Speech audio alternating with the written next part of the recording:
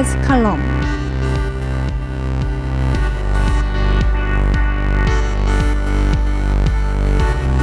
하구 여러분 안녕하십니까? 고려대학교 방송국장 김유진입니다.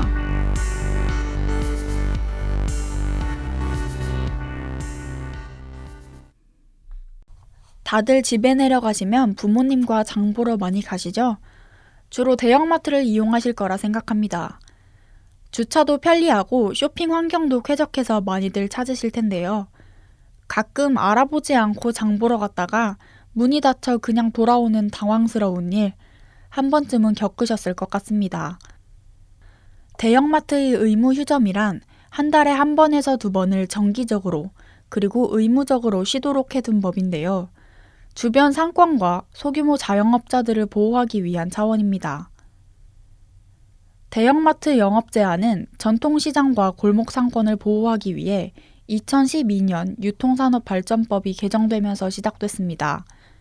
지난 2012년 3월 이마트, 홈플러스와 같은 대형마트와 홈플러스 익스프레스, 이마트 에브리데이와 같은 기업형 슈퍼마켓에 대하여 밤 12시부터 오전 8시까지 영업을 할 수 없고 매월 둘째, 넷째 주 일요일에는 의무적으로 휴업을 해야 한다는 영업 제한 조치가 내려졌습니다.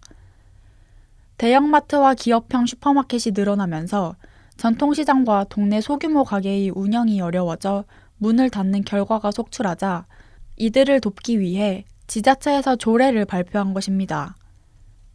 한 조사에 따르면 국민 10명 중 8명 이상은 대형마트와 기업형 슈퍼마켓에서 장을 보고 있다고 합니다. 대형마트는 거대한 유통망을 이용해 동네 슈퍼마켓이나 편의점에서 취급하기 힘든 수산물 등 신선식품에서부터 가공식품, 가사용품, 의류 등에 이르기까지 다양한 물품을 갖추어 놓고 있기 때문입니다. 또한 구매한 물건에 대한 환불과 교환이 쉬우며 한 공간에서 모든 물건을 살 수 있어 편리하다는 장점도 있죠. 그러나 공간적, 물질적 제한이 있는 편의점이나 동네 슈퍼마켓 등은 이런 점에서 경쟁력이 떨어지기 때문에 위기에 몰릴 수밖에 없는 게 사실입니다. 즉, 전통시장과 영세 자영업자에 대한 보호가 시급하다는 판단 때문에 영업규제 조치가 내려진 것인데요. 영업규제를 반기는 입장에서는 영세 자영업자를 살려야 그 지역의 경제가 무너지지 않는다고 주장합니다. 만약 이러한 영업 규제가 없으면 대기업이 시장을 독점할 우려가 있기 때문입니다. 처음에는 저렴한 가격으로 고객을 끌어들인 대기업, 즉 대형마트와 기업형 슈퍼마켓이 경쟁업체들이 사라진 후에 상품의 가격을 올린다거나 서비스의 질을 낮출 가능성도 높습니다. 그 피해는 고스란히 소비자들에게 가게 되죠. 반면 영업 규제를 좋게 보지 않는 쪽에서는 법으로 영업시간을 규제한다고 해도 이것이 전통시장이나 동네 영세 자영업자들을 살릴 수 있을지 의문이라고 합니다. 대형마트나 기업형 슈퍼마켓의 편리함에 익숙해진 소비자들이 영업일수를 제한한다고 해서 발길을 돌리지 않을 수도 있기 때문입니다. 이후 한참 동안 대형마트 규제에 대해 논란이 일어났고 잠잠해진 후에 뉴스에 드러나지는 않았지만 그동안 이 규제에 대해 소송도 오갔었는데요. 이번에 대형마트의 영업시간 제한이 정당하다는 사법부의 최종 판결이 나왔습니다. 대법원 전원 합의체는 이달 19일 이마트, 홈플러스 등 6개 업체가 서울 성동구 등을 상대로 제기한 소송 상고심에서 피고 측의 손을 들어준 것입니다. 이 사건은 1심과 2심 판단이 엇갈려 최종심이 주목됐었는데요. 1심은 상생 가능한 유통구조를 만들기 위한 규제라며 원고 청구를 기각한 반면 항소심은 정반대로 영업 제한이 부당하다고 판단한 바 있습니다. 이번 대법원 판결로 사건이 파기환송됐지만 대형마트 규제의 법적 분쟁은 소송 제기 이후 3년 만에 사실상 종지부를 찍게 된 것인데요. 대법원은 이번 최종 판결에서 사회적 약자를 위한 공익적 규제의 중요성에 무게를 둔 것 같습니다. 대법원이 중소유통법과의 상생 발전, 근로자의 건강권 보호 등 규제로 달성하려는 공익은 중대하고 보호해야 할 필요도 큰 반면 영업의 자유나 소비자 선택권의 본질적 내용이 침해됐다고 보기는 어렵다고 밝힌 이유입니다. 점원을 둔 이마트 등은 법상 점원 도움 없이 소매하는 점포로 규정된 대형마트가 아니어서 규제 대상에서 제외돼야 한다며 기계적으로 해석한 항소심 판단도 배척했습니다.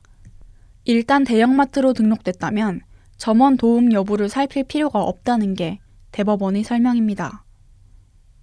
대형마트의 영업 제한은 이번 판결로 법적 정당성을 확보했지만 시장에서는 여전히 실효성에 의문을 제기하고 있습니다. 전통시장을 보호한다는 취지를 살리지 못하고 대형마트의 매출 감소와 소비자 불편 등 손실이 더 많다는 얘기인데요. 한국유통학회가 조사한 바에 따르면 대형마트가 문을 닫았을 때 쇼핑객 중 53.6%는 구매를 포기했고 33%는 쇼핑을 다른 날로 연기했다고 합니다. 규제가 시행된 직후인 2012년 7월 TNS가 조사한 결과에서도 대형마트가 휴무해도 쇼핑객 상당수는 전통시장이 아닌 백화점이나 온라인 쇼핑몰 등을 선택한 것으로 나타나기도 했는데요. 이는 곧 전통시장이 대형마트를 대체하지 않는다는 것으로 이어지게 되죠. 대형마트 규제는 유통산업 발전을 막는다는 점에서도 문제가 있습니다. 한국경제연구원에 따르면 프랑스가 소매업 출점을 제한했음에도 1970년에서 2013년까지 대형 점포의 매출액은 3.6%에서 36.5%로 10배가량 증가한 반면 정부가 보호하려 했던 소매점은 같은 기간 32.2%에서 2013년 17.8%로 줄어드는 결과가 나왔는데요.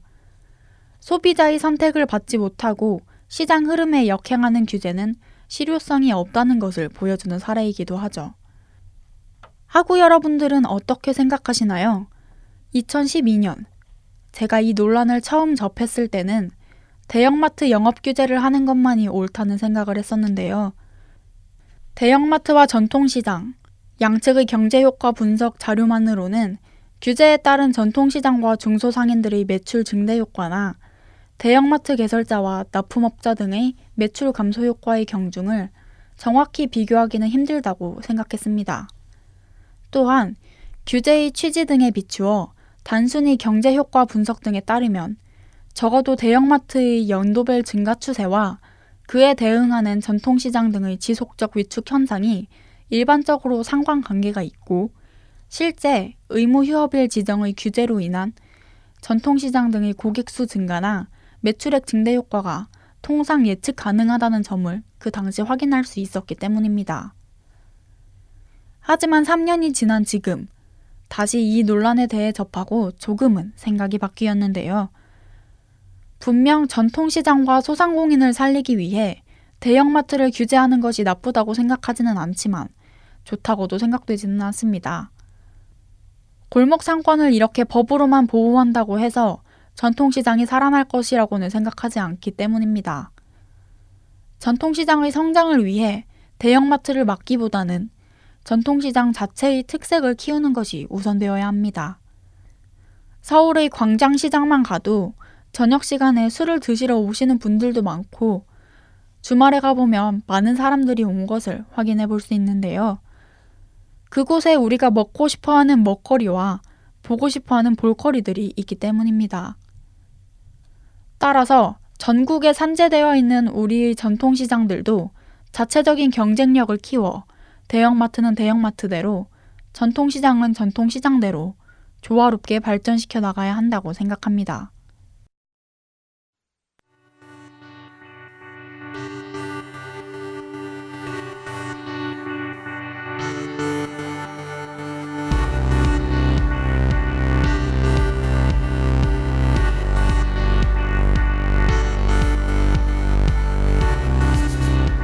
이상으로 KDBS 칼럼을 마치겠습니다. 지금까지 고려대학교 방송국이었습니다.